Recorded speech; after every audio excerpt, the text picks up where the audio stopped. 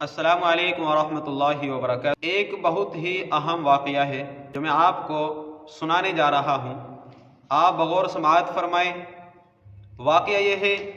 کہ ہمیں دین والوں کی، دینداروں کی، علماء کی ہمیں عزت کرنی چاہیے، ہمیں ان کا ادب کرنا چاہیے اور ان کا احترام کرنا چاہیے۔ ایک آدمی نے ایک مؤذن صاحب کی بے ادبی کی تو اس کا نتیجہ اللہ تبارک و تعالیٰ نے اس کو دنیا میں دکھایا۔ سنیے آپ واقعہ۔ ایک آدمی آفیسر تھا، وہ 20 گریڈ کا آفیسر تھا، بہت بڑی اس کی پوسٹ تھی اور اس کا جو مزاج تھا وہ ہائی لیول کا تھا۔ مسجد کے پاس میں اس کا مکان تھا، جیسے مؤذن اذان پڑھتا تو اذان سے اسے تکلیف ہوتی، اس نے آ کر مسجد کے اندر آ کر منع کیا کہ آپ مائک کے اندر اذان نہ پڑھنے، مجھے تکلیف ہوتی ہے، پریشانی ہوتی ہے، میری نیند خراب ہوتی ہے۔ لیکن وہاں کے جو مقتدی حضرات تھے، جو بڑی عمر کے تھے، انہوں نے کہا کہ ہماری نظر کمزور ہو چکی ہے، ہمیں ٹائم دیکھنے میں دقت ہوتی ہے، اذان کی آواز سنتے ہیں تو ہم مسجد چلے آ جاتے ہیں، ہمیں وقت کا علم ہو جاتا ہے۔ تو دوسری مرتبہ جب مؤذن نے اذان دی تو یہ بندہ غصے کے اندر مسجد کے اندر آیا اور آ کر مؤذن صاحب کے چہرے پر ایک تماچا جڑ دیا۔ تو یہاں سے اس کی بربادی کا دن شروع ہوتا ہے۔ آپ اسٹیپ بائی اسٹیپ یہ واقعہ سنتے جائیے گا کہ کس طریقے سے اللہ تبارک و تعالیٰ نے اس آفیسر کو برباد کیا، اللہ تبارک و تعالیٰ نے اس کو ذلیل کیا، کتے والی زندگی اس کو عطا فرمائی۔ قرآن پاک کے اندر آیت ہے وَتُعِزُّ مَن تَشَاءُ وَتُذِلُّ مَن تَشَاءُ کہ اللہ تبارک و تعالیٰ جس کو چاہے عزت دے، جس کو چاہے ذلت دے۔ تو اللہ تبارک و تعالیٰ نے اس کو عذاب میں مبتلا کیا، اس کے دونوں ہاتھ سینے پر چپک گئے، انگلیوں سمیت سینے پر ایسے چپک گئے، اور اب یہ دونوں ہاتھوں سے نہ تو کھانا کھا سکتا تھا، نہ ہی آفس میں کچھ لکھ سکتا تھا۔ تو اس کی جو بیوی تھی اس کی خدمت کرتی رہی، یہ گھر پر رہنے لگا، لیکن مزاج جو تھا وہ ایک کڑوا مزاج اور بد اس کا لہجہ تھا، برا اس کا لہجہ تھا، اور یہ اکھڑ مزاج کا جو تھا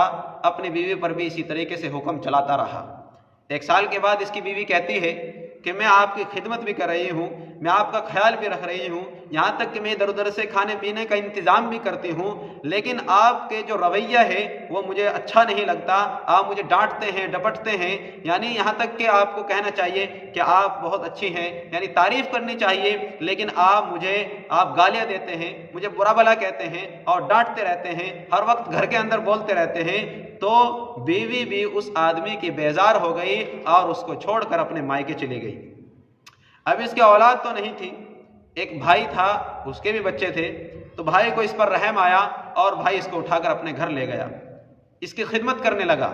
لیکن یہ اپنی عادت سے مجبور وہاں پر بھی اسی طریقے سے بولنا شروع کیا اور ان کو کبھی ڈانٹتا، کبھی ڈپٹتا، کبھی ان سے گالی کرتا، کبھی اس طریقے سے انہیں ڈانٹتا ڈپٹتا رہتا۔ لیکن جو بھائی کی بیوی تھی اسے برداشت نہ ہوا، اس نے اپنے شوہر سے کہا کہ اس گھر میں یا تو آپ کا بھائی رہے گا یا پھر میں رہوں گی۔ تو وہ اپنے بھائی کے پاس پہنچا اور جا کر اپنے اس معذور بھائی کو سمجھانے لگا، آفیسر کو، کہ بھائی آپ کی خدمت ہو رہی ہے، آپ کا خیال رکھا جا رہا ہے،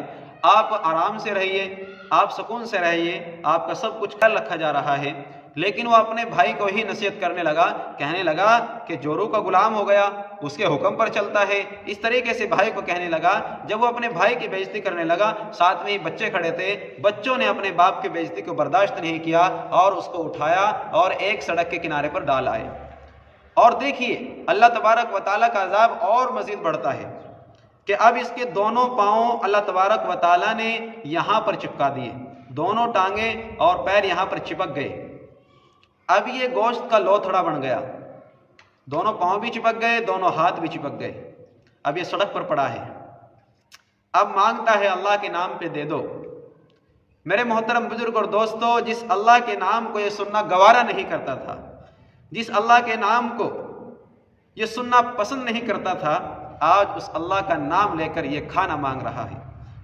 آج اس اللہ کا نام لے کر یہ بھیک مانگ رہا ہے۔ چنانچہ سامنے سے ایک کالج کا لڑکا گزرتا ہے، اس سے کہتا ہے کہ بھائی میری مدد کیجیے۔ اس نے 10 روپے نکالے اور اس کے سامنے رکھ دیے، کہنے لگا کہ میں معذور ہوں، میں خرید نہیں سکتا، میں لا نہیں سکتا، آپ مجھے ہوٹل سے روٹی لا کر دے دیں اور میں روٹی کھا لوں گا۔ चुनांचे वो लड़का वो 10 रुपये उठाकर एक रोटी लाकर उसके सामने रख दी। जब वो लड़का चलने लगा, इसने कहा कि भाई रोटी मुझे खिला दो, रोटी मुझे खिला दो, मैं खा नहीं सकता। वो कहने लगा कि साहब मेरे पास इतना वक्त नहीं है, मेरे कॉलेज का टाइम शुरू हो चुका है और मुझे वहाँ पर पहुँचना है, मेरे पास इतना वक्त नहीं है। कहने लगा चलो फिर आप ऐसा करें कि मेरा जो पाँव है, क्योंकि उंगलियाँ तो हाथों की यहाँ पर लगी हुई चिपकी हुई थी, जो पाँव था, पाँव के अंगूठे और उंगली के दरमियान ये रोटी आप फंसा दो। तो उस लड़के ने वो रोटी वहां पर फंसा दी और कुत्ते की तरह ये रोटी को नोच नोच कर खाने लगा। मेरे मोहतरम बुजुर्गों, दोस्तों, सोचने का मकाम है कि अल्लाह तबारक व तआला ने इसको कितना जलील किया। कुत्ते से भी बदतर इसकी जिंदगी बना दी